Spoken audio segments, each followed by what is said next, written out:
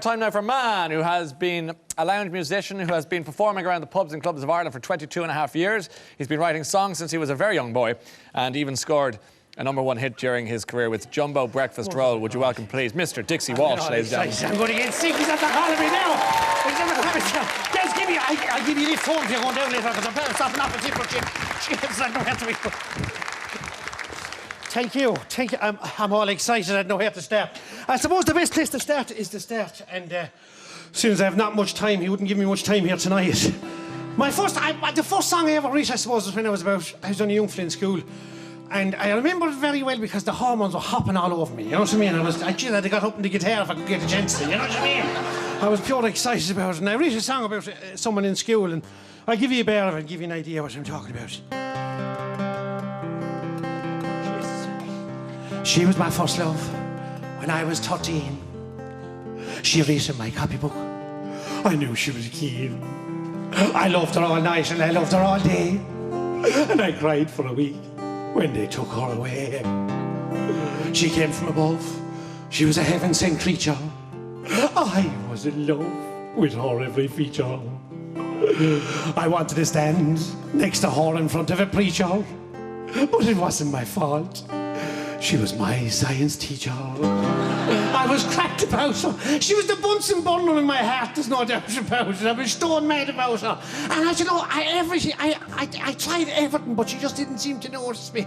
She just seemed to look right through me. But I suppose nuns are like that, aren't they?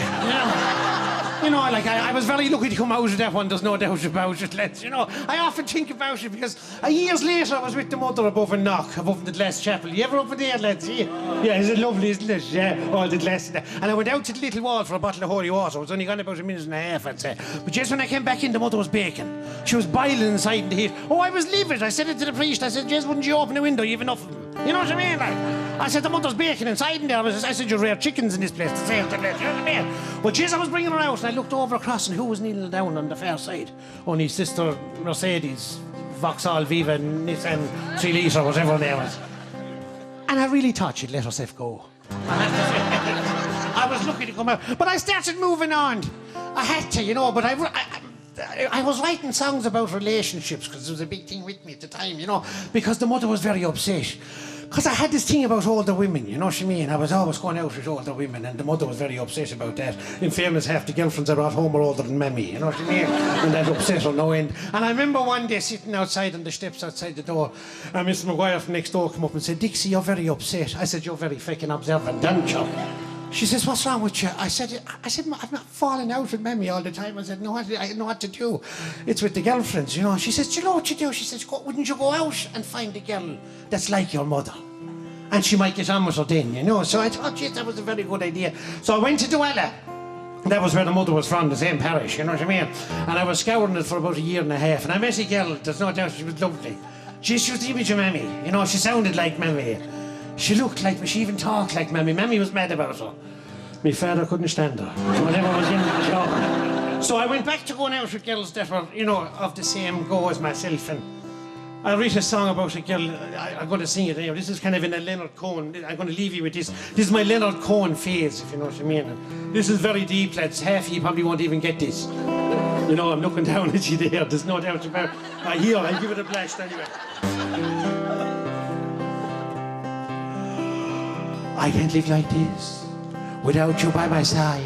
And I can't live alone like this without you as my bride. I can't fly a rocket ship unless I have a moon. And I can't sweep a kitchen floor unless I have a broom. Good, isn't it? Huh? There's a man over there hasn't a clue. I know, but I don't. Jesus! Huh? You're not thick at all. I don't even know what it means myself when I wrote it. You know what I mean? Jesus, no. It gets easier, believe me. I can't drive a motoring car without petrol in the tank. And I can't do the messages without money in the bank. I can't put the rubbish out without a wheelie bin. And I just can't get over you till you come out from under him.